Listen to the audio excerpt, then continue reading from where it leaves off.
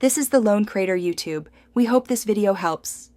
You're logged in. Start by confirming you have accountant or admin rights so you can view and edit journal entries.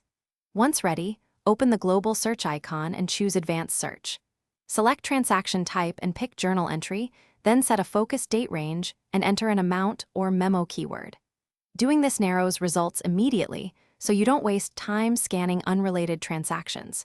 Make sure to include spaces and exact phrases if searching memos. Quick, precise filters find the entry fast. Once the search returns results, sort by date or amount to bring likely matches to the top. Click an entry to open it and inspect each line: debits, credits, accounts, classes, and any attached files. Check the memo fields for linked invoices or bills and look at attachments for backup. Then open the transaction history or audit log within the entry to understand who created or modified it and why. This step explains the context and prevents accidental edits. Always confirm before making changes.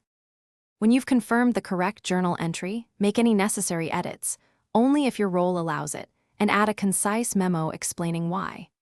Once saved, reconcile affected accounts so balances remain accurate, and export the entry to PDF if you need to circulate documentation. If you can't find an expected entry, first broaden the date range and clear filters.